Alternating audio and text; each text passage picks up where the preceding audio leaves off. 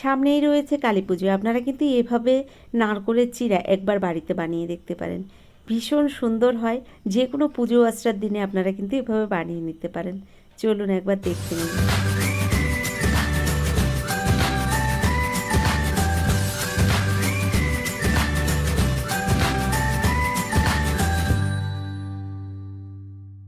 আজ যে নারকোলের চিড়াটা আমি তৈরি করব, এই চিড়াটা তৈরি করার জন্য এখানে একটা নারকোল থেকে অর্ধেক মালা নারকোল আমি তুলে নিয়েছি।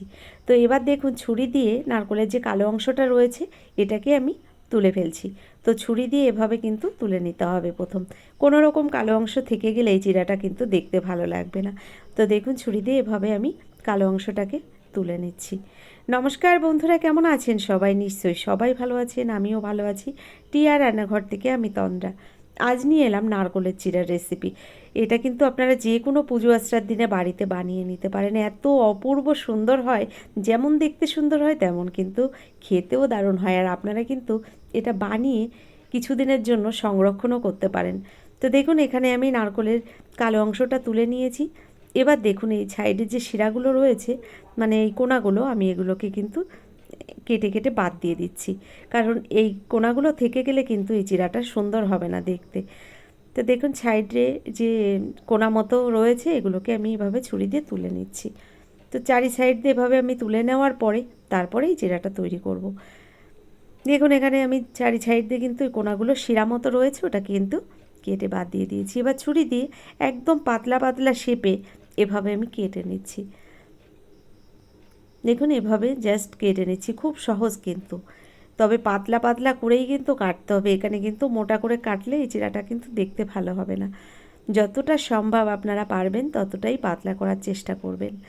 তো এভাবেই আমি নারকেলগুলোকে কেটে নিচ্ছি। দেখে নিশ্চয়ই বুঝতে পারছেন আমি কেমন কেটেছি। ছোটো ছোটো টুকরো টুকরো করে এভাবে আমি নারকেলগুলোকে কেটে নিচ্ছি। তো আমার এখানে না ছুরি দিয়ে কাটতে একটু অসুবিধা হচ্ছে। তো আপনারা যদি ছুরি দিয়ে ভালো কাটতে পারেন এভাবে কেটে নিতে পারেন, তবে আমার একটু অসুবিধা হচ্ছে। আমি আপনাদের বটি দিয়ে কেটে দেখাবো এরপরে। দেখুন এভাবে তো আমি ছুরি দিয়ে কেটে নিয়েছি, আর ছুরি দিয়ে বললাম কাটতে একটু সমস্যা হচ্ছে, তাই জন্য আমি এখানে এক টুকরো নারকেল এভাবে কেটে নেওয়ার পরে আপনাদের দেখাবো বটি দিয়ে কেটে। দেখুন এভাবে সব কেটে নিয়েছি। এবার দেখুন এখানে আমি একটা বটি নিয়েছি, কারণ আমার বটি দিয়েই কাটতে সুবিধা হয়, তাই বটি দিয়েই এখানে আমি কেটে আপনাদের দেখাচ্ছি। কালো অংশটাকে এভাবে আমি বটি দিয়ে ছাড়িয়ে নিচ্ছি, আর তারপরে যে কোণগুলো রয়েছে এই কোণগুলোকেও আমি তুলে নিচ্ছি। তো আপনাদের আগেও দেখিয়েছি, আবারও একবার দেখিয়ে দিলাম। দেখুন এই কোণগুলোকে আমি এভাবে কেটে বাদ দিয়ে দিচ্ছি। বন্ধুরা এই চিড়াগুলো এতটা সুন্দর হয় দেখতে, যে কেউ দেখলে কিন্তু বিশ্বাস করতে পারবে না আপনি এটা নারকেল দিয়ে বানিয়েছেন। দেখুন এভাবে এবার আমি টুকরো টুকরো করে কেটে নিচ্ছি। তো বটি দিয়ে কেটেই আমি অভ্যস্ত, ওর জন্য আমার বটিতেই সুবিধা হয়, কারণ ছুরি দিয়ে আমি ভালো কাটতে পারি না, তাই এখানে কিন্তু বটি দিয়েই এভাবে আমি পাতলা পাতলা শেপে কেটে নিচ্ছি। তো বাকি নারকেলগুলো সব এভাবে আমি এক এক করে কেটে নেব। সব নারকেলগুলো কেটে নেওয়ার পরে তারপর কি করে তৈরি করছি আপনার সঙ্গে থাকুন, দেখতে থাকুন, তাহলেই বুঝতে পারবেন। বন্ধুরা আমরা যে কোনো পুজো আশ্রার সময় কিন্তু এই নারকেল দিয়ে বিভিন্ন ধরনের রেসিপি বানিয়ে থাকি, যেমন সন্দেশ বানিয়ে থাকি, নাড়ু বানিয়ে থাকি। তো আপনারা কিন্তু এভাবে একবার নারকেলের চিড়া বানিয়ে দেখবেন, কারণ এতটা সুন্দর হয় দেখতে, আর একদম মানে কেউ বিশ্বাস করতে পারবে না যে এটা আপনি নারকেল দিয়ে বানিয়েছেন। তো এভাবেই আমি বাকি নারকেলগুলো সবই কেটে নিচ্ছি, আর কেটে নেওয়ার পরে কিন্তু চিড়াগুলো আপনাদের বানিয়ে দেখাবো। কি করে বানালাম অবশ্যই আপনারা সঙ্গে থাকবেন, তাহলে দেখতে পারবেন। দেখুন এখানে এক এক করে নারকেলগুলোকে কিন্তু আমি এভাবে সব কেটে নিয়েছি, আর কেটে নেওয়ার পরে দেখুন কতটা সুন্দর লাগছে দেখতে। এবার নারকেলগুলোকে আমি ধুয়ে নেব ভালো করে।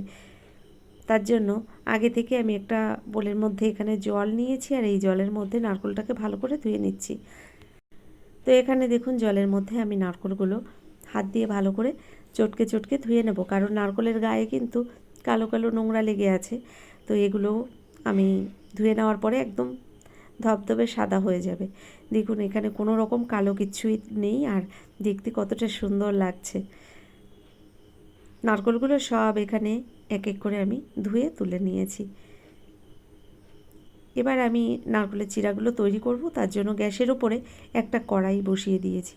এই কড়াইয়ের মধ্যে আমি কাপ মেপেই নারকেলগুলো দিয়ে দিলাম। তো এখানে 1 কাপই নারকেল হয়েছে আমার। নারকেলটা দেওয়ার পরে এবার দিয়ে দিচ্ছি এর মধ্যে 1/2 কাপ চিনির গুঁড়ো। তো বন্ধুরা, এই চিনির গুঁড়োটা আমার কাছে ছিল, তাই এই চিনির গুঁড়োটাই ব্যবহার করেছি। আপনারা কিন্তু চিনিটাও ব্যবহার করতে পারেন, গুঁড়ো না করলেও চলবে। তো চিনির গুঁড়োটা একটু কম হয়ে যাবে আমার মনে হলো, তাই এখানে আরও 4 চামচ পরিমাণে চিনি দিয়ে দিলাম। তার সঙ্গে দিয়ে দিলাম আমি 2 এলাচ, আর 1 চামচ পরিমাণে দিয়ে দিলাম জল। একদমই অল্প একটু জল দিতে হবে, আপনারা তো দেখেছেন একদম 1 চামচ পরিমাণে আমি জল দিয়েছি। আর এখানে আমি যে চিনির মাপটা নিয়েছি 1 কাপ, মানে আমি নারকেল নিয়েছি, সেই ক্ষেত্রে কিন্তু আমি 1/2 কাপের থেকে একটু বেশি চিনি নিয়েছি। তো এভাবে আমি চিনিটা দেখুন মেল্ট হয়ে গেছে, আর নেড়ে চেড়ে এভাবে গ্যাসের ফ্লেমটাকে একদম লো টু মিডিয়াম ফ্লেমের মধ্যে রেখেই এই চিড়াগুলো তৈরি করতে হবে। একদম হাই ফ্লেমে করা যাবে না, কারণ হাই ফ্লেমে করলে এখানে কিন্তু নারকেলগুলো রং ধরে যাবে, আর চিড়াগুলো দেখতেও কিন্তু সাদা হবে না। তো এখানে লো ফ্লেমে রেখেই এই চিড়াগুলো তৈরি করতে হবে। একটু টাইম লাগবে, তবে এভাবেই করতে হবে। আস্তে আস্তে দেখুন নেড়ে চেড়ে আমি চিনিটাও সুন্দর ফুটতে শুরু করেছে, আর এই নারকেলের সঙ্গে কিন্তু চিনিটা সুন্দর মেল্ট হয়ে গেছে। এভাবে হালকা আঁচে মাঝে মাঝেই এভাবে নেড়ে চেড়ে আস্তে আস্তে চিড়াটা তৈরি করে নিতে হবে। বন্ধুরা, এই রেসিপিটা এত সহজ একটা রেসিপি, একদম তাড়াতাড়ি কিন্তু আপনারা তৈরি করে নিতে পারেন। এভাবে একটু নারকেলটাকে কাটতে যেটুকু সময় লাগে, কারণ এই চিড়াটা তৈরি করতে খুব একটা সময় লাগে না। তো এখানে দেখুন আস্তে আস্তে চিনির শিরাটা কিন্তু অনেকটাই ঘন হয়ে গেছে। তো এভাবে আরও কিছুক্ষণ সময় ধরে নেড়ে চেড়ে দেখবেন একটা সময় চিনির শিরাটা কিন্তু শুকিয়ে যাবে। তো আস্তে আস্তে দেখুন চিনির শিরাটা কিন্তু অনেকটাই ঘন হয়ে গেছে, আর এভাবে মাঝে মাঝে একটু নেড়ে চেড়ে দেখতে হবে, কড়াইতে যাতে ধরে না যায়, কোনো রকম রং চলে না আসে, এটা কিন্তু খেয়াল করতে হবে। তো খুব সহজে কিন্তু আমি দেখুন তৈরি করে দেখাচ্ছি আপনাদের। আস্তে আস্তে চিনিটাও কিন্তু শুকিয়ে আসছে দেখুন।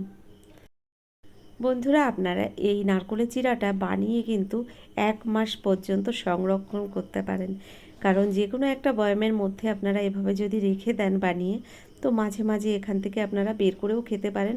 পুজো আচরা না থাকলেও আপনারা মাঝে মাঝে কিন্তু এভাবে বাড়িতেও বানিয়ে নিতে পারেন। দেখুন চিনির শিরাটা কিন্তু পুরোপুরি এখন শুকিয়ে গেছে।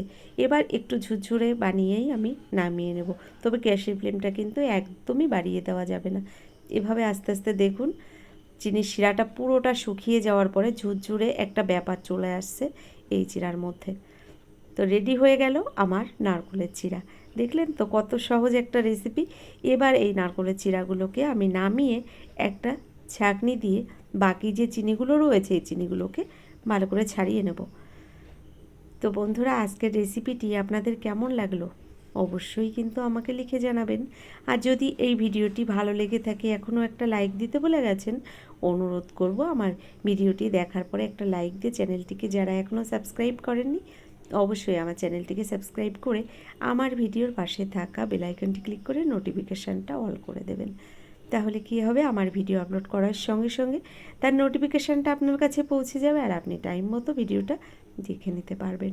এছাড়া আপনাদের আত্মীয় স্বজন বন্ধুবান্ধবের মধ্যেও কিন্তু আমার এই ভিডিওটা শেয়ার করে দিতে পারেন। দেখলেন তো এখানে কিন্তু আমার নারকেলের চিড়াটা পুরোপুরি রেডি হয়ে গেছে। আর কি দেখে কি মনে হচ্ছে, একদম চিড়ার মতো লাগছে না? তো বন্ধুরা, আজকের মতো এই পর্যন্তই। পরবর্তী ভিডিও নিয়ে আবার চলে আসব। ততক্ষণের জন্য সকলে ভালো থাকবেন। অসংখ্য ধন্যবাদ।